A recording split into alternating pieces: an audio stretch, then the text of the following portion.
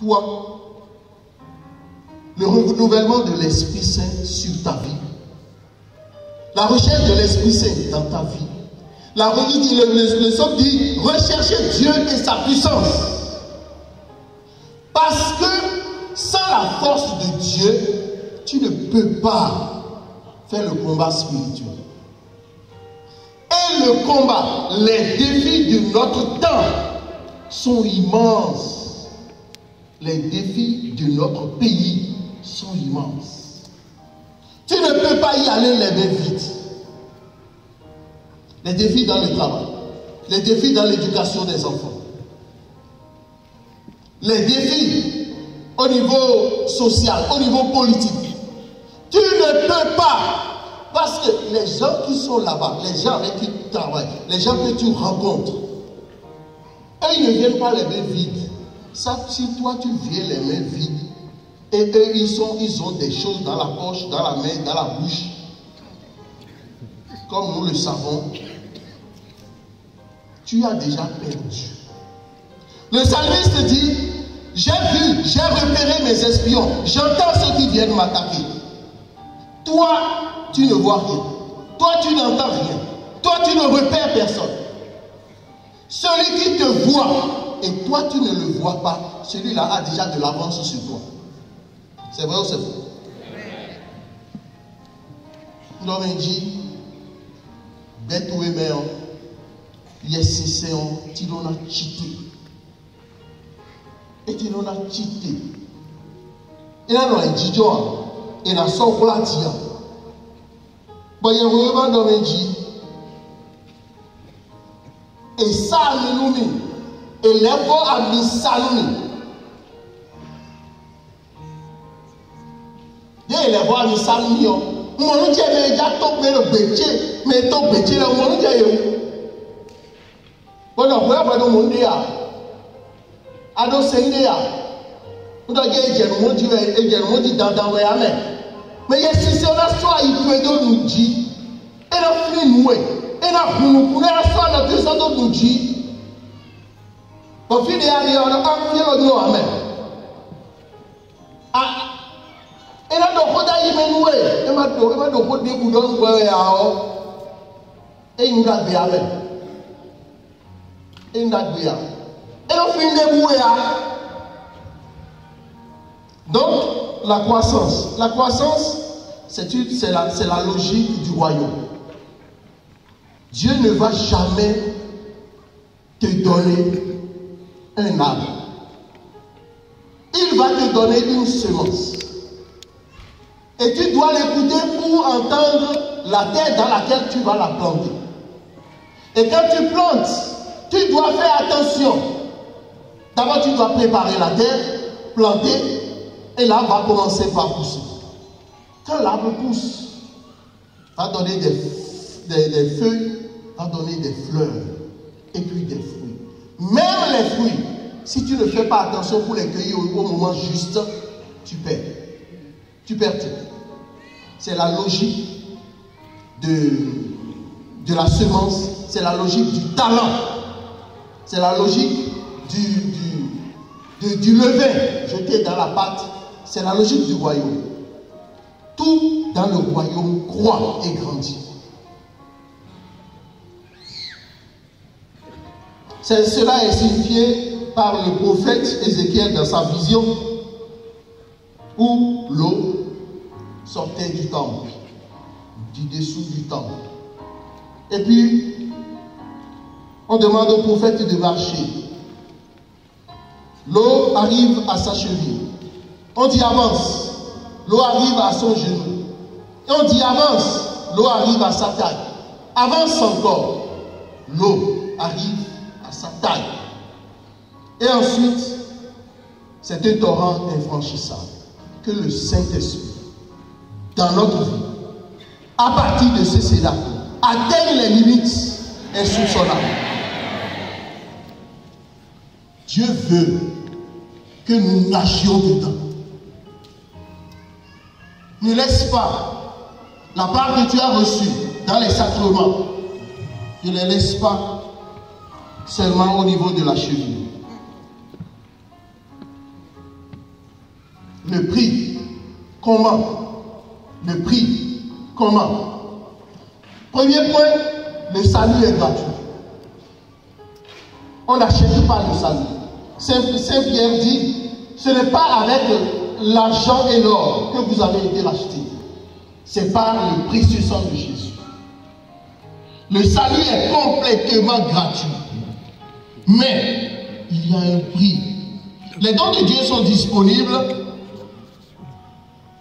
mais il faut un certain comportement, certaines attitudes intérieures. Et c'est dans les comportements, dans les dispositions que se trouve le prix à payer. Le prophète dit, vous tous qui avez soif, venez. Celui qui n'a pas d'argent, qu'il vienne manger et acheter. Il dit, venez et achetez du vin. Il ne dit pas, prenez. Il ne dit pas, servez-vous. Il ne dit pas, ramassez. Tu n'as pas d'argent, bien sûr. Mais il dit que tu vas acheter. Ça veut dire qu'il y a un prix à payer. Il y a quelque chose à donner. Beaucoup de personnes, le monde, tout le monde veut grandir, grandir, grandir. Ça reste au niveau de la volonté. Mais quand il s'agit de payer un prix, personne ne veut payer le prix. C'est pourquoi les dons de Dieu, il y a même des appels prophétiques, des appels au sacerdoce, des appels à la royauté, qui restent sous le boisseau parce qu'on refuse. On ne s'engage pas pour payer le prix. Bon, et les nuages du monde pour moi. Et les rois, et bien, madame, quoi, on y voit. Avant quoi, il est d'accord. Et tu es d'accord, madame. Il a d'accord. Et quand on est d'accord. Et le rabbin dit, mais nous cassons pour y aller. Amen.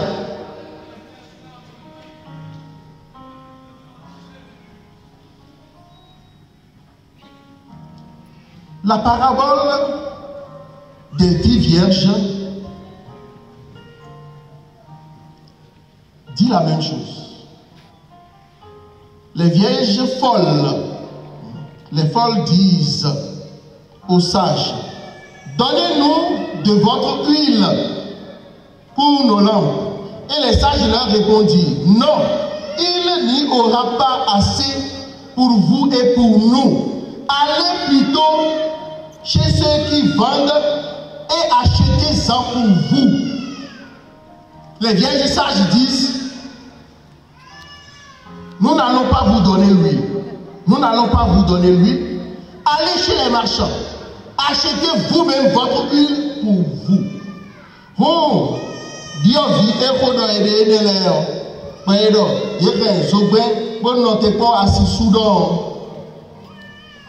Des amis on va voir ça, mais amis on va voir ça, mais il y a un il y a un mito pere il y a un mito mito tchekao oui ho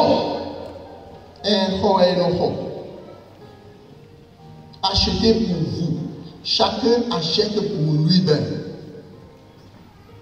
Saint Séraphin de Sarov dit ceci. Certains estiment que le manque d'huile chez les vierges folles, symbolise l'insuffisance des actions vertueuses faites dans le courant de leur vie. Une telle interprétation n'est pas entièrement juste.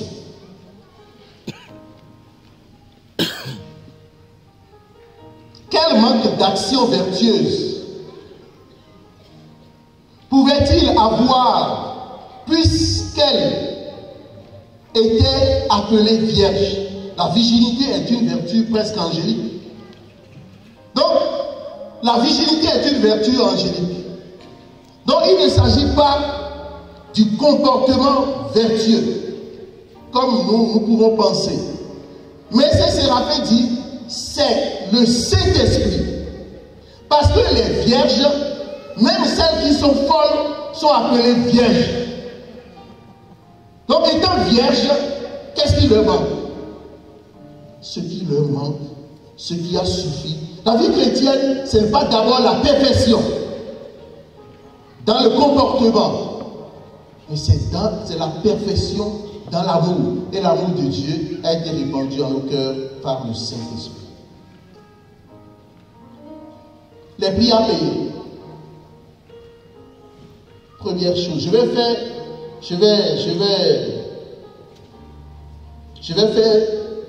vais expliquer les prix à payer, ce qu'il faut donner. Je vais les expliquer en 4 vitesses. Je dis 4 vitesses. Nous allons mettre la première vitesse. C'est laquelle? Le premier point du prix à payer pour acheter, c'est la repentance. La repentance. Dans Actes au chapitre 4, 37 et 38, quand ils ont demandé après le discours de Pierre, qu'est-ce qu'il faut faire? Pierre dit, répentez-vous et que chacun de vous se fasse baptiser au nom de Jésus-Christ pour le pardon des péchés et vous recevrez le don du Saint-Esprit. Repentance, je mets dans le mot repentance la diligence, l'honnêteté, la franchise, la fermeté, l'humilité, toutes les vertus. Toutes les vertus. Repentez-vous, vous allez recevoir le baptême et vous allez recevoir le don du Saint-Esprit. Deuxième point, les autres sacrements.